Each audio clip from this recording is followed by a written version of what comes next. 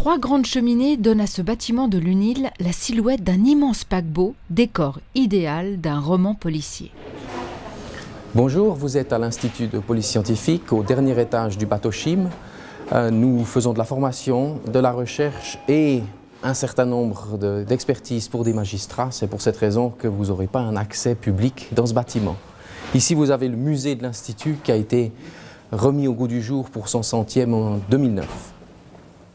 Née au début du siècle grâce au professeur Rice, elle fut la première école de police scientifique au monde à offrir une formation complète en sciences forensiques.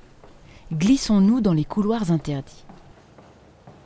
Alors vous trouvez ici dans le laboratoire de photographie, c'est ici que nous formons les étudiants à la photographie technique. C'est une composante importante de notre formation. Pas étonnant que l'Institut soit à la pointe des techniques policières.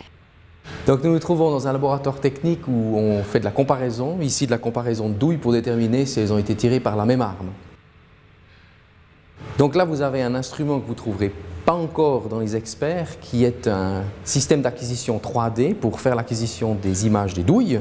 Et on le voit ici en train de travailler sur une série de douilles. Donc on va aller au stand de tir. Donc dans le stand de tir, nous faisons des mesures de vitesse au travers de ce système à rideau qui permet de mesurer la vitesse d'une balle.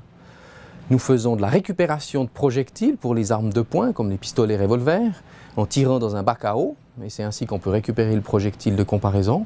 Et on fait des tirs à des distances modérées pour pouvoir estimer les distances de tir et récupérer les douilles.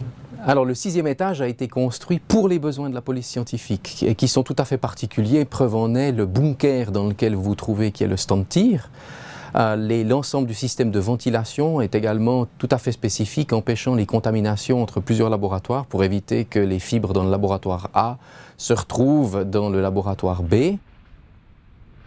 Les futurs experts de l'Institut de police scientifique peuvent aussi compter sur des laboratoires de dépistage de l'ADN et dans une des cheminées construites sur le toit, spécialement conçues pour eux, des scènes de crimes reconstituées qui seront utilisées pour les examens.